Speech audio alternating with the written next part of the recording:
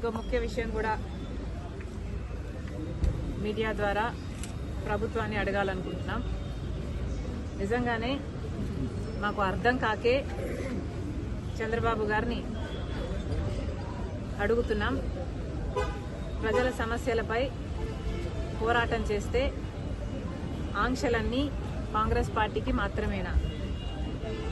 మేము రాజధాని మీద పోరాటం చేయాలనుకుంటే మమ్మల్ని హౌస్ అరెస్ట్ చేస్తారు. మేము స్టీల్ ఫ్యాక్టరీ మీద పోరాటం చేయాలనుకుంటే మా దీక్షలను భగ్నం చేస్తారు. ఆంక్షలన్నీ ఉట్టి కాంగ్రెస్ పార్టీకేనా? మరోవైపేమో జగన్మోహన్ రెడ్డి గారు పరామర్శల పేరు మీద బల ప్రదర్శన యాత్రలు చేస్తున్నా కూడా ఎటువంటి ఆంక్షలు ఉండవా? కారణం ఏమిటి? జగన్మోహన్ రెడ్డి గారు మోడీ గారి దత్తపుత్రుడు కాబట్టి ఆయనకి ఆంక్షలు ఉండవా? కాంగ్రెస్ పార్టీ ఒక్కటే ఈరోజు బీజేపీకి వ్యతిరేకంగా ధైర్యంగా నిలబడి పోరాటం చేస్తుంది కాబట్టి ఒక కాంగ్రెస్ పార్టీ మీదనే ప్రభుత్వం ఆంక్షలు విధిస్తుందా? చంద్రబాబు గారైనా పోలీస్ డిపార్ట్మెంట్ అయినా సమాధానం చెప్పాలి.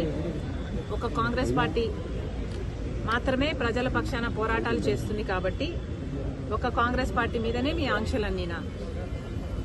ఇంకోవైపు జగన్మోహన్ రెడ్డి గారు పరామర్శల పేరు మీద బల ప్రదర్శన యాత్రలు చేస్తున్నా కూడా జగన్మోహన్ రెడ్డి గారి మీద ఏ ఆంక్షలు ఎందుకు లేవు? ఒకవైపు జగన్మోహన్ రెడ్డి గారు అక్రమ పొత్తు పెట్టుకున్నారు బీజేపీతో, మోడీ గారి దత్తపుత్రుడిగా ఉన్నాడు, అందుకు ఆంక్షలు లేవా? లేకపోతే జగన్మోహన్ రెడ్డి గారి దగ్గర డబ్బులున్నాయి కాబట్టి బల ప్రదర్శన చేయడానికి జనాన్ని పోగు చేయగలడు కాబట్టి, లేదా పోలీసులను కొనుక్కోగలడు కాబట్టి జగన్మోహన్ రెడ్డి గారి మీద ఏ ఆంక్షలు లేవా? ప్రభుత్వం సమాధానం చెప్పాలి. చంద్రబాబు గారు సమాధానం చెప్పాలి. ఈరోజు నిన్న ఇద్దరు చనిపోవడం జరిగింది. మరి దానికి బాధ్యులు ఎవరు? పోలీసులు 100 మందితో జగన్మోహన్ రెడ్డి గారికి అనుమతి ఇస్తే వేలల్లో 1000కి పైగానే జనం వచ్చారు.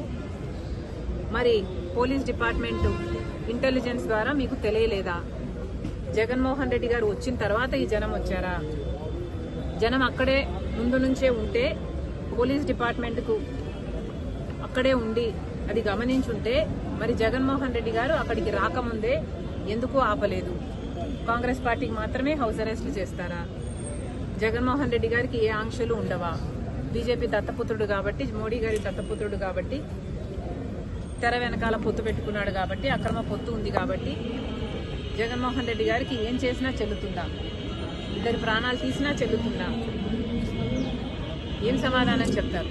జగన్మోహన్ రెడ్డి గారు ఏం సమాధానం చెప్తారు? చంద్రబాబు గారు ఏం సమాధానం చెప్తారు? పోలీస్ డిపార్ట్మెంట్ ఏం సమాధానం చెప్తారు? జగన్మోహన్ రెడ్డి గారిని కూడా కాంగ్రెస్ పార్టీ సూటిగా ప్రశ్నిస్తుంది. బెట్టింగ్లో ఓడిపోయిన వాళ్ళకి విగ్రహాలు కట్టడం ఏమిటి? వాటికి ఒక పార్టీ అధినేతగా జగన్మోహన్ రెడ్డి గారు వెళ్ళటం ఏమిటి? సమాజం ఎటుపోతుంది? ఎటు తీసుకువెళ్తున్నారు? ఒక నాయకుడిగా జగన్మోహన్ రెడ్డి గారు ఏం చేయాలి? ప్రజల సమస్యల మీద పోరాటం చేయాలి. చంద్రబాబు గారిని నిలదీయాలి. సూపర్ 6 ఏమైంది అని అడగాలి. రాజధాని విషయంలోనైనా, వైజాగ్ స్టీల్ విషయంలోనైనా, పోలవరం విషయంలోనైనా, స్పెషల్ స్టేటస్ విషయంలోనైనా చంద్రబాబు గారు ఇంత అన్యాయం చేస్తున్నారు. మరి ఏమైంది అని ఒక్కసారైనా అసెంబ్లీకి వెళ్లి నిలదీసే దమ్ము జగన్మోహన్ రెడ్డి గారికి లేదు. కానీ ఇలా బల ప్రదర్శనలు చేసి ప్రాణాలు తీసే ఫండ్ కి సంబంధించిన రైట్స్ మీద కూడా ప్రైవేట్ వ్యక్తుల ఆజమాయిషీని ఇస్తూ వారికి అది కూడా తాకట్టు పెట్టాడు. సో బోత్ దీస్ థింగ్స్ ఇచ్చి ఆ లోన్స్ను ఎవరైతే, ఆ బాండ్స్ని ఎవరైతే సబ్స్క్రైబ్ చేస్తారో వాళ్లకు ఆ మేరకు అడిషనల్ కంఫర్ట్ అనేది ఇచ్చినారు. That comfort need not be given. That is the first time in the history of Andhra Pradesh, or first time in the history of this country, such kind of comfort is given. Got? AP Telangana రెండు రాష్ట్రాల మధ్య ఈ Then you have not seen the GO కాబట్టి చూస్తున్నాను. Once you see the GO and also see the bond issue, this thing, both these things, if you read both of these things, then you will be in a better position to grasp it and understand. Sir మీ ప్రభుత్వ హయాంలో phone tapping జరిగింది. ఆ phone tapping లో personal విషయాలను కూడా తీసుకొచ్చారని చెప్పి షర్మిల గారు కామెంట్స్ చేస్తున్నారు సార్.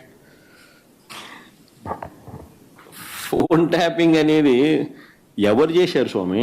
మీ ప్రభుత్వ హయాంలో మా ప్రభుత్వ హయాంలో నేను ఫోన్ ట్యాపింగ్ చేసినానంటున్నా. మీ ప్రభుత్వ హయాంలో జరిగింది. మా ప్రభుత్వ హయాంలో నేను చేసినానన్నా. పక్క రాష్ట్రంలో జరిగింది సార్. దాన్ని ఇక్కడ కూడా ఇంటర్లింక్ చేశారు. కాదు, నువ్వు చెప్పే దాంట్లో క్లారిటీ నాకు అర్థం కావడం. సార్ నేను ట్యాపింగ్ చేసినాను అంటున్నావా, లేకపోతే పక్క రాష్ట్రంలో వేరే వాళ్ళు ట్యాపింగ్ చేసినాను అంటున్నావు? పక్క రాష్ట్రంలో ఫోన్ ట్యాపింగ్ కి సంబంధించినటువంటి వ్యవహారం జరిగింది. అందులో తనకు సంబంధించి తన వ్యక్తిగత అంశాలకు సంబంధించినటువంటి వివరాలను కూడా తీసుకున్నారు. ఎవరు చేసినారంట స్వామి? కేసీఆర్ ప్రభుత్వంలో, గత ప్రభుత్వంలో. కేసీఆర్ ప్రభుత్వం ఎవరిని ఫోన్ ట్యాప్ చేసింది? షర్మిల గారు. కేసీఆర్ ప్రభుత్వం షరీఫ్లమ్మను ఫోన్ ట్యాప్ చేసిందా? అంటే బహుశా షరీఫ్లమ్మ రాష్ట్రంలో అప్పట్లో క్రియాశీలకంగా పార్టీ పెట్టిన నేపథ్యంలో చేసినాడేమో, నాకేం తెలుసు. ఆయన చేసినాడో లేదో నాకేం తెలుస్తుంది. అయినా దానికి నాకేం సంబంధం?